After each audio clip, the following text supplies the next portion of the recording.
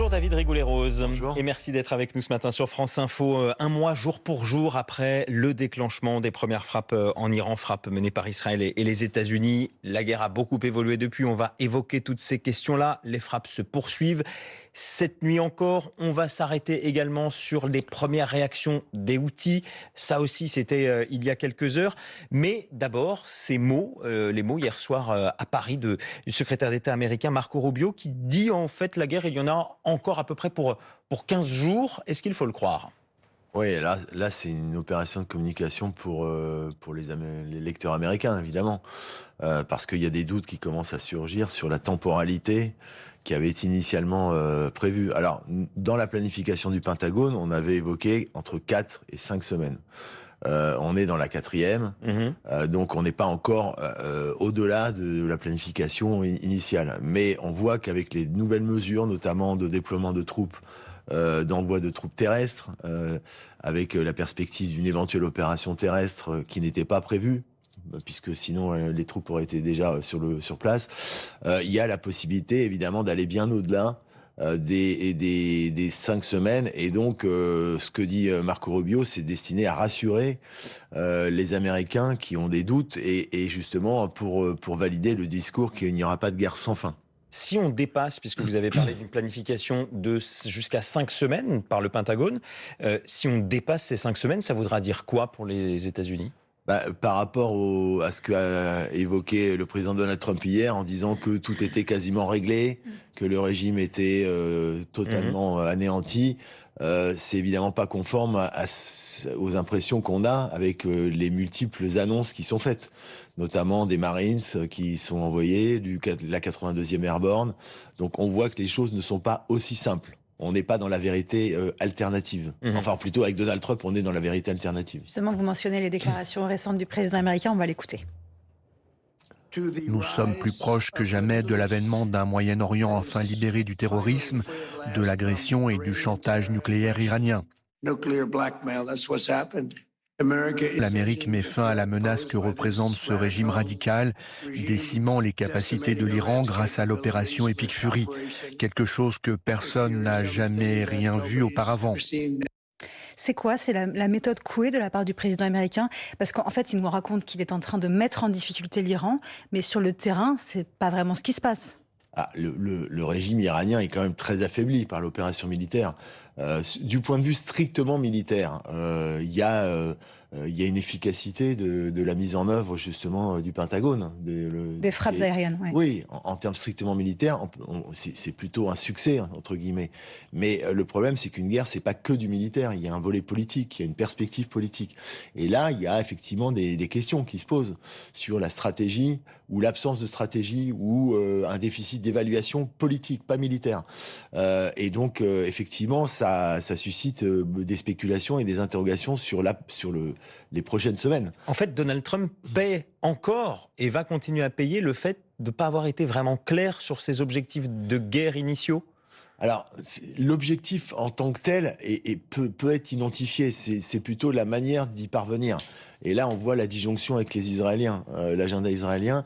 L'objectif, il y a quand même, de manière assez claire, la question de la problématique nucléaire. Il l'a rappelé. D'ailleurs, il a eu des formules qui étaient, pour le coup, assez paradoxales de sa part. À plusieurs reprises, il a dit la menace nucléaire est plus importante que le prix du pétrole. Dans la bouche du président Donald Trump, c'est quand même des déclarations qui sont... C'est que c'est une préoccupation forte aux États-Unis, le prix du pétrole. Oui, justement. Et donc, ça veut dire qu'il y a quand même un objectif qui existe de manière préalable. Simplement, la manière de parvenir à régler cette question, effectivement, entretient une forme de flou stratégique. Et certains ont évoqué des ajustements, des modifications d'objectifs. La question des missiles, la question du changement de régime. Du point de vue israélien, c'est plus clair. Ils souhaitaient effectivement aller vers un changement de régime pour régler la question nucléaire. Du point de vue américain, ça l'est moins.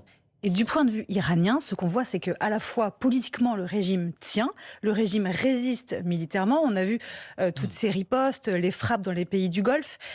Et ces dernières heures, Adrien l'évoquait, les Houthis qui entrent dans la danse, entre guillemets. Est-ce que ça, c'est de nature, le Yémen qui rentre dans ce conflit aux côtés de l'Iran, est-ce que c'est de nature à être un point de bascule dans le conflit en cours au Moyen-Orient? C'est un élargissement supplémentaire au niveau horizontal. Qui était anticipé d'ailleurs d'une certaine manière, puisqu'il y a eu des déclarations des Houthis qui disaient qu'ils étaient disposés à rentrer dans la guerre. C'est très préoccupant parce que il y a justement c'est le jumeau du détroit d'Ormuz. C'est Bab el-Mandeb. Voilà, rappelons la carte. On a le détroit d'Ormuz qui est effectivement au nord, donc le golfe Persique, le détroit de Bab el-Mandeb qui mène à la mer Rouge, et ensuite c'est le canal de Suez et à la Méditerranée. Et il se trouve que il y avait déjà la question du blocage d'Ormuz. S'il y a un problème sur le détroit du Bab el-Mandeb, ça devient extrêmement préoccupant au niveau global. Là, c'est une catastrophe pour l'économie mondiale, disons-le. Ah oui, clairement. Alors, les Houthis étaient déjà intervenus dans la guerre en soutien justement au Hamas, mais ils avaient cessé leur tir après des opérations militaires et un accord avec les Américains.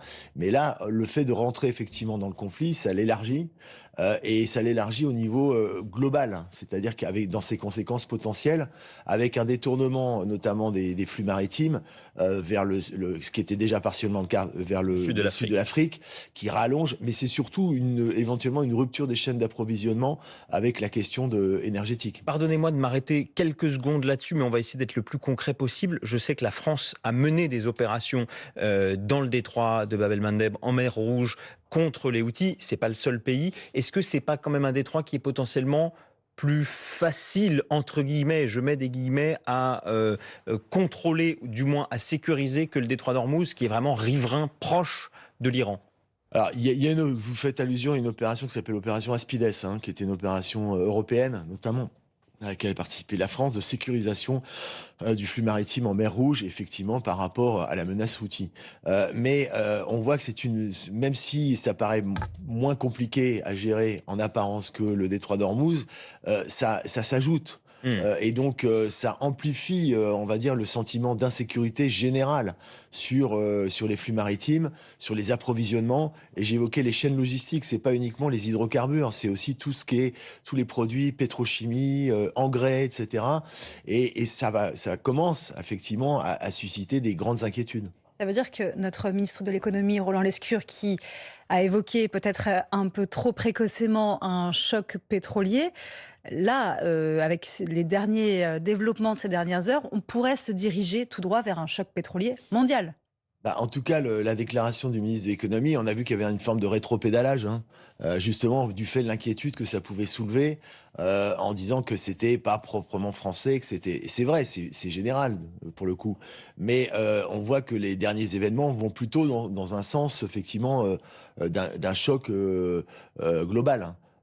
Et c'est pas uniquement un choc pétrolier, parce que quand on pense au choc pétrolier précédent, c'est-à-dire 73, 79, c'était le pétrole en tant que tel. Là, il y a la dimension gazière qui s'ajoute et qui est effectivement particulièrement sensible dans la mesure où il y a 20% du gaz, en fait, le GNL notamment, qatari qui transitait. Rappelons que le gaz est très utilisé par les entreprises. Notamment. Voilà, par les entreprises, et on voit qu'il y a une inquiétude sourde qui commence à surgir, parce que le gaz, il ne pouvait sortir que par Ormuz. Le pétrole peut partiellement sortir par la mer Rouge, parce qu'il y a un oléoduc saoudien, notamment vers Yanbu, mais pas le gaz. Et c'est 20% du gaz mondial, donc c'est effectivement quand même très préoccupant.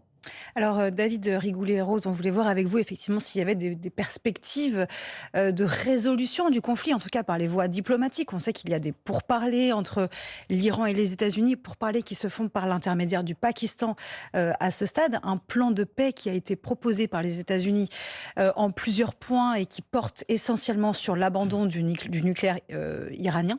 Est-ce que de votre point de vue, il y a des chances que ces pourparlers puissent avancer dans le bon sens, et est-ce qu'il y a quoi que ce soit de négociable du point de vue de Téhéran? C'est tout le problème. D'abord, avec qui négocier ? Est-ce que l'interlocuteur avec lequel on est... Pour l'instant, il y a beaucoup de flou sur les négociations, puisqu'il y a eu des démentis iraniens tout de suite, et puis finalement la reconnaissance de contacts Et puis le fameux plan en 15 points, justement. Les On 15... a l'impression que pour l'instant, il négocie sur la négociation. Oui, c'est un peu ça. C'est la stratégie iranienne, en général. Et d'ailleurs, il faut préciser quelque chose. On parle souvent de régime des mollahs. Ça n'est plus le régime des mollahs. Le régime, il a déjà changé. C'est les passes-d'Aran, les guerriers de la révolution, qui ont pris le pouvoir. C'est-à-dire, il s'est durci. Il s'est durci parce qu'en plus, avec les stratégies d'élimination ciblées, tous les interlocuteurs historiques, on va dire, à quelques exceptions près, Khalibaf, notamment le président du Parlement, c'est effectivement la montée en puissance des radicaux parmi les gardiens. Et on le voit. C'est donc après l'élimination d'Ali Larijani notamment. Oui. Donc quand on parle de négociation, il y a une incertitude parce qu'en réalité on est dans un système, c'est pas une personne. Et il n'y a pas une personne qui peut négocier au nom de tout le monde. Et c'est là où ça va être très compliqué parce que d'ailleurs Khalibaf qui était supposé négocier a dit que non, il n'y en avait pas, tout simplement parce qu'il y a une cible sur la tête de celui qui est supposé négocier avec l'accusation sous-jacente de trahison potentielle. Donc ça va être très très compliqué, nonobstant les affirmations, on va dire, très optimistes du président américain. Donc ça veut dire que cette date clé, cette date butoir du 6 avril, finalement fin de l'ultimatum, il y aura des frappes sur les infrastructures énergétiques iraniennes. On se dirige tout droit vers ce scénario, suivant ce que vous venez de nous expliquer. D'une certaine manière, il est un peu piégé, le président américain, parce qu'il a fait il a donné déjà un délai par rapport à ce qu'il était censé concernant les frappes sur les infrastructures énergétiques iraniennes, qui lui ont fait savoir qu'il y aurait l'équivalent de l'autre côté. Et là, on rentre dans une logique escalatoire potentiellement incontrôlable.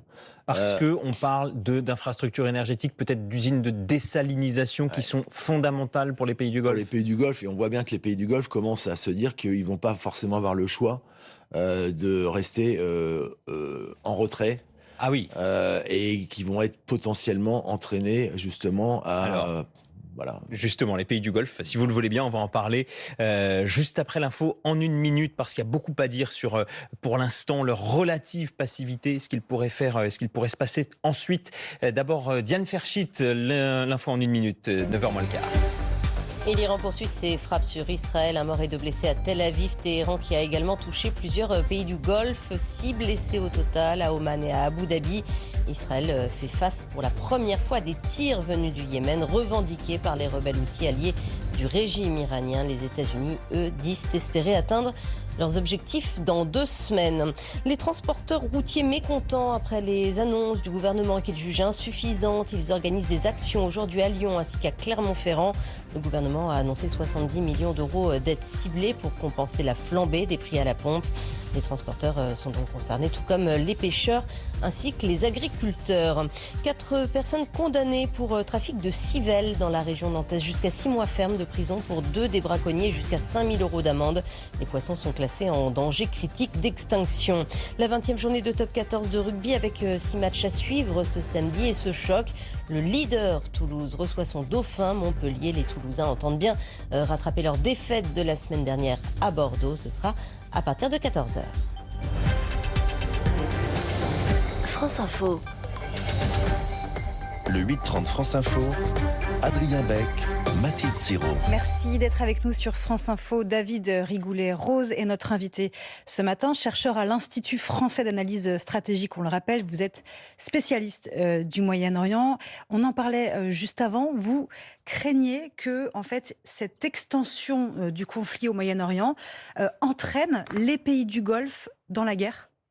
La question est clairement posée maintenant. Jusqu'à présent, depuis le début, les pays du Golfe, les pétromonarchies, avaient essayé de se préserver, justement. Mais le problème, c'est qu'elles hébergent des bases américaines. Et donc, elles voulaient effectivement montrer qu'elles n'étaient pas participantes à l'agenda militaire américain. Mais c'est une position qui devient de plus en plus intenable. Pourquoi ? Parce qu'elles sont ciblées. C'est pas seulement les bases qui sont ciblées. On a vu que c'était des sites justement énergétiques qui est le poumon économique de ces pétromonarchies. Et donc ça devient de plus en plus compliqué. Et aujourd'hui, effectivement, un certain nombre de pays, notamment les Émirats, l'Arabie Saoudite, se pose la question de cette posture qui effectivement devient de plus en plus difficile à tenir au regard des frappes qui se multiplient justement de la part de l'Iran sur l'ensemble des pétromonarchies. Et on peut voir d'ailleurs que ceux qui sont le plus touchés, c'est souvent Bahreïn et les Émirats. Or, ce sont les deux pays qui ont signé les accords d'Abraham. Ces pays du Golfe, qu'est-ce qu'ils souhaitent en priorité? La fin des frappes ou la neutralisation durable du régime iranien? Alors là aussi, il y a une ambivalence, parce qu'initialement, les pétromonarchies n'étaient pas favorables à une opération militaire, justement, compte tenu des risques qui sont avérés aujourd'hui, dont elles sont principalement victimes. Mais aujourd'hui que le conflit est lancé, paradoxalement, il demande au président américain d'aller jusqu'au bout. De finir le travail. Ouais, parce que il considère que s'arrêter maintenant, ce serait conforter finalement le régime iranien dans sa survie et dans la menace qu'il représente au vu de ce qui s'est passé ces dernières semaines. Et David Rigoleros, pour bien mesurer les ordres de grandeur dont on parle, et si on se projette un petit peu, si les pays du Golfe, vous parlez de l'Arabie Saoudite, des Émirats, on n'est pas sur des nains militaires. Donc si ces pays rentrent en guerre, il se passe quoi? C'est le grand point d'interrogation. De toute façon, rentrer en guerre, ce serait surtout une participation à des frappes politico-militaire, parce qu'en réalité, l'outil militaire de ces pays, évidemment, il est pas à la mesure de la puissance américaine. Ce serait un complément, éventuellement. En plus, il n'y a pas forcément d'expérience de combat. Ce sont des armées, ce sont des achats d'armement américains, sauf peut-être pour les Émirats qui ont une expérience de combat au Yémen, voire précédemment en Afghanistan. Mais effectivement, ce serait un signal politique très très fort qui engagerait évidemment une logique escalatoire élargie de manière avérée. Et évidemment, ça impliquerait de la part de l'Iran des répliques encore plus importantes. Et se pose la question que vous évoquez, ce serait la vraie ligne rouge de toute façon pour ces pétromonarchies, c'est l'eau. Parce que l'eau est plus importante que le pétrole. Nous, on voit le pétrole, l'énergie, mais ils ont quelques jours de réserve d'eau. Et donc, c'est une bombe atomique, entre guillemets, viser ces usines de désalinisation. Ce serait effectivement la ligne rouge qui, mécaniquement, les entraînerait dans la guerre. Un mot encore, parce qu'on a évoqué les bases françaises dans la région, et notamment... Vous parliez des Émirats, on est très proche militairement des Émirats. Il y a un accord de défense, sans voir trop loin. Mais il se passe quoi si d'aventure les Émirats devaient rentrer en guerre? Il se passe quoi pour la France? La France, effectivement, a une base interarmes, c'est la plus grande, outre-mer. Et donc, il y a un accord de sécurité qui engage la France dans le cas d'une agression caractérisée. Pour l'instant, la posture française est une posture défensive. Elle a été rappelée par le chef de l'exécutif. Dans l'ensemble de la configuration, ça veut dire c'est une question de riposte en cas de tir, etc. Mais si notre partenaire entre en guerre? Alors il y a beaucoup on rentre en zone inconnue de toute façon dans ce cas-là. C'est le problème. On a quand même le porte-avions Charles de Gaulle qui est positionné en Méditerranée orientale depuis plusieurs semaines. Oui, mais ça, alors pour le coup, c'est plutôt pour la défense, on va dire, des frontières européennes. Pourquoi? Parce qu'il y a eu des tirs sur Chypre, notamment, membre de l'Union européenne. Donc c'est une manière pour la France de montrer qu'elle est effectivement un élément clé de la sécurisation de l'Union européenne. Il n'y a pas que la France, il y a une frégate grecque, il y a une participation, il y a une base anglaise, britannique, etc. Donc la présence, effectivement, mais elle est significative puisqu'il y a une demi-douzaine de frégates, ce qui est très important par rapport aux effectifs de la Marine nationale. Si jamais les pays du Golfe, les pétromonarchies entraient dans le conflit, est-ce que ça pourrait précipiter une intervention au sol des Américains? On sait que le Pentagone évoque 10 000 hommes à ce stade. C'est les informations dont on... Oui, mais là aussi, il faut prendre les choses de manière avec une certaine circonspection, parce que quand on parle d'opération au sol, il ne s'agit pas de toute façon d'envahir l'Iran, c'est impossible. C'est 3 fois la France, c'est 90 millions d'habitants, donc c'est pas avec 15 000 hommes qu'on fait quelque chose. La vraie question, elle est l'envoi de ce contingent, d'ailleurs c'est plutôt 17 000 hommes aujourd'hui qui sont prévus, c'est pour faire quoi? Alors évidemment, il y a la dimension, on va dire, spectaculaire de dissuasion supposée par rapport aux Iraniens, mais c'est pas ça qui va les impressionner. On parle de l'île de Kar. Alors voilà, donc la question, elle est ce que c'est pour prendre des gages avec l'île de Kar, puisque c'est 90% du pétrole iranien, ou prendre quelques îles comme dans le Golfe, Abu Moussa, Petite Tombe, Grande Tombe, mais de toute façon, c'est un très très gros risque, parce qu'en réalité, les Iraniens attendent ça. Bon, et on comprend, en un mot, que c'est plusieurs semaines, peut-être plusieurs mois, selon vous? En un mot. C'est en tout cas plusieurs semaines, certainement, voire davantage. Un grand merci David Rigoulet-Rose pour ce regard ce matin dans le 8h30 France Info. Vous êtes docteur en sciences politiques et spécialiste du Moyen-Orient. Merci bien sûr Mathilde Siro. Restez sur France Info.